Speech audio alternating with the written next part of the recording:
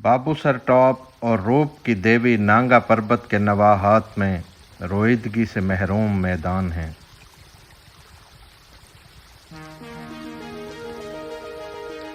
جنہیں قدرت نے ایک طرف سے اونچا کر کے شیر دریا کے رخ جھکا دیا ہے۔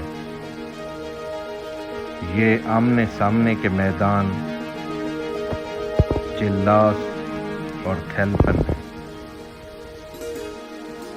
تھیلپن میدان میں داخل ہوتے ہی لگتا ہے کہ آپ چٹانوں پر منقش پریوں کے حسین کینوس میں آ چکے ہیں۔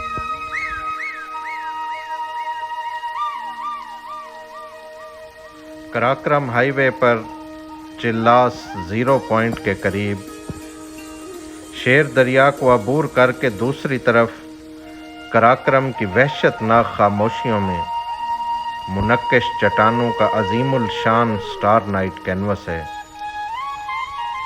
جس کے بارے میں کہتے ہیں کہ چاندنی راتوں میں سماوی یاتری شیر دریا کو اپنی تبرکات پیش کرنے آتے ہیں۔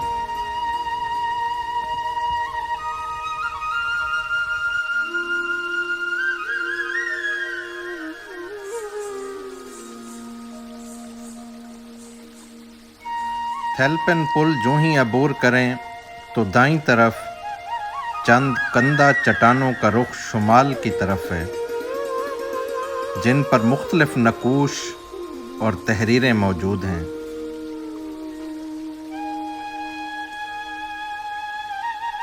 ان میں سے ایک پر اس جگہ کا نام ویرا سوموناگرا درج ہے۔ ان چٹانوں سے 100 گز مشرق میں 2 چٹانیں آپس میں جڑی ہوئی ہیں، جن میں سے مغربی چٹان پر گھوڑ سوار دائرے، جنگی کلہاڑے اور دوسرے نقوش کندہ ہیں، جبکہ مشرقی اور شمالی حصہ میں بدھ سٹوپا تراشا گیا ہے۔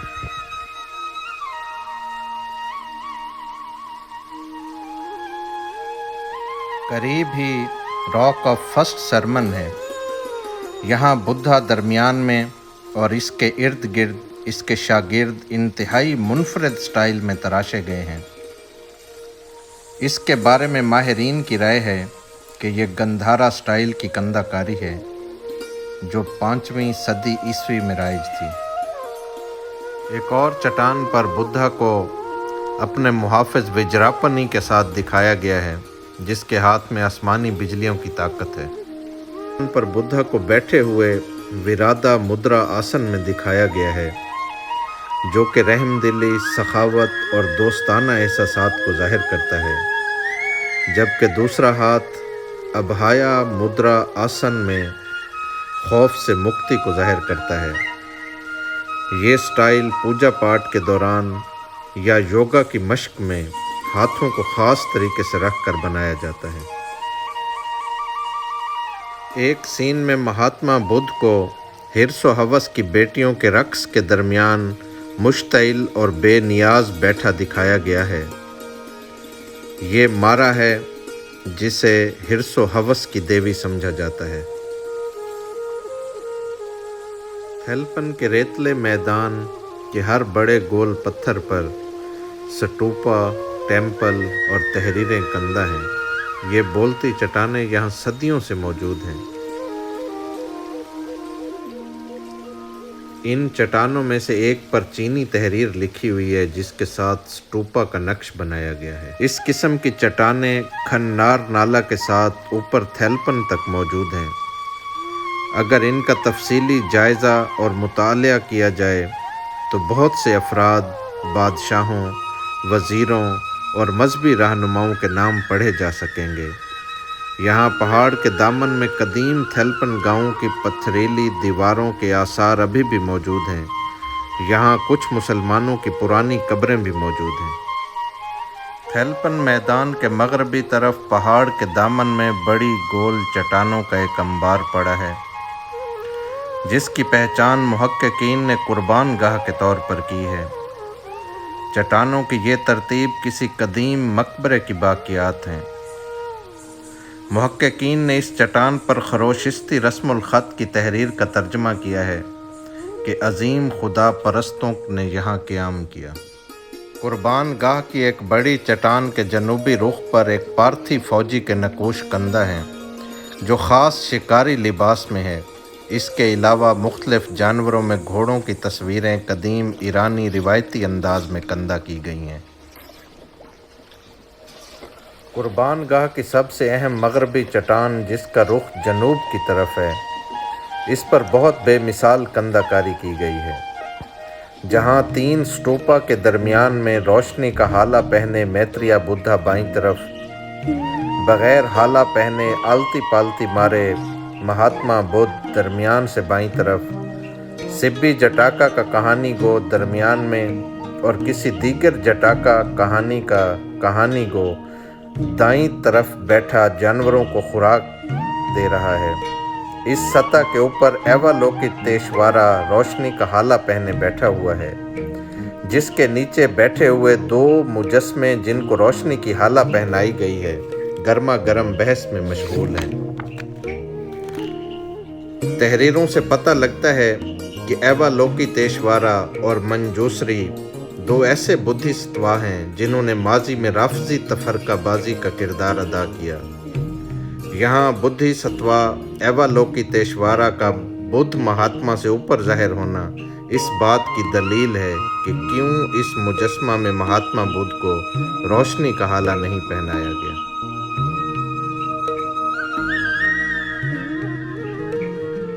قریبی ایک چٹان سے دیوادتا، جو کہ بدھ مہاتما کا مخالف کزن تھا، اس کی موجودگی سے اس علاقہ میں بدھ مت کے مختلف فرقوں کا وجود ثابت ہوتا ہے۔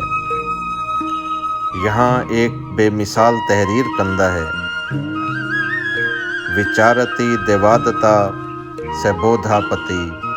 دیوادتا جو علم کا بادشاہ ہے وہ یہاں حاضر ہوا۔ اس چٹان کے ایک طرف بدھا کا مجسمہ کندہ کیا گیا ہے، جبکہ دوسری طرف ایک خانقاہ کے گرد بدھا کے شاگردوں کے کافی سارے مجسمے کندہ کیے گئے ہیں۔ اس چٹان کے قریبی بولڈر پر 2 عالی شان گھوڑوں کو مشہور چینی تانگ سلطنت کے سٹائل میں کندہ کیا گیا ہے۔ قربان گاہ سے اوپر پہاڑوں کے ساتھ دائیں اور بائیں دونوں طرف مقدس سفر کے یاتریوں کا قدیم راستہ ہے، جس کے ساتھ اور بھی منقش مجسمے ہیں۔ یہیں 5ویں صدی کا مشہور خاص گندھارا طرز کا بیٹھا ہوا بدھا کا مجسمہ ہے۔ تھیلپن میدان کے 3 ٹیمپل ایسے ہیں جن پر تحریریں لکھی ہوئی ہیں۔ ایک مقام پر وسیع مندر ہے جس کے برآمدہ پر سکھارا اونچا گنبد بنا ہوا ہے جو نقطوں سے سجایا گیا ہے۔ ایک اور جگہ پر سٹوپا کے ساتھ پیپل کے درخت کے نیچے بدھا بیٹھا ہوا ہے۔ اس درخت نے بدھا کو روشنی کے ہالہ کی مانند اپنے اندر لپیٹا ہوا ہے، جس کے دائیں طرف کوئی معزز آسمانی فرشتہ مؤدب انداز میں مخاطب ہے۔ یہ تمام منظر بدھا کی بصیرت کو افسانوی انداز میں پیش کر رہا ہے۔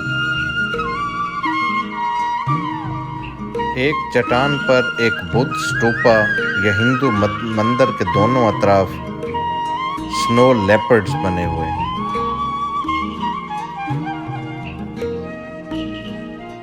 ایک بولڈر پر آخری براہمی دور کی ایک لمبی تحریر لکھی ہوئی ہے جس میں ایوالوکیتیشوارا بدھستوا کو اشتعال دلوایا گیا ہے۔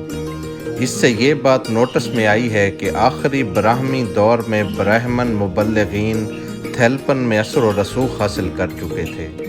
براہمی تحریروں میں ترشول اور لنگ کا ذکر ملتا ہے۔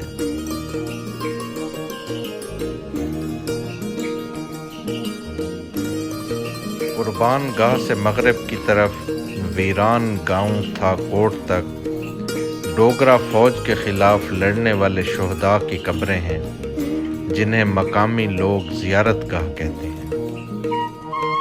اس زیارت گاہ کے ارد گرد بڑے چٹانی پتھر ہیں جن پر براہمی اور خروشستی زبان میں تحریریں موجود ہیں۔ سب سے اہم قبل از تاریخ کے نقوش دونوں زیارات کے مابین دیکھنے کو ملتے ہیں۔ پہلی زیارت کے قریب وسط ایشیا کے کسی شہزادے کو عبادت میں مشغول دکھایا گیا ہے، جس نے سمرقند کا مخصوص لباس زیب تن کر رکھا ہے۔ اس کے ساتھ ایک اور شخص ایک بلند چراغ یا مشال لے کر کھڑا ہے۔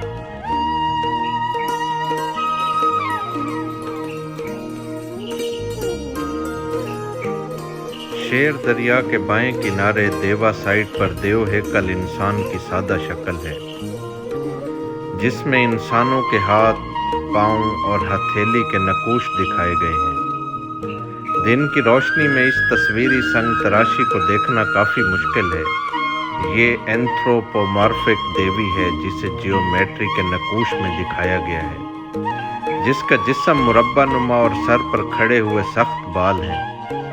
ہاتھ کے ساتھ 5 انگلیاں واضح ہیں اور بائیں بازو پر سانپ ہے۔ دونوں ٹانگوں اور پاؤں کشتی نما انداز میں ظاہر کیے گئے ہیں۔ یہ آرٹ مٹی اور گارے کے مجسموں سے ملتا جلتا ہے، جو کہ موہنجو ڈارو کے ٹیرا کوٹا آرٹ سٹائل سے مشہور ہے۔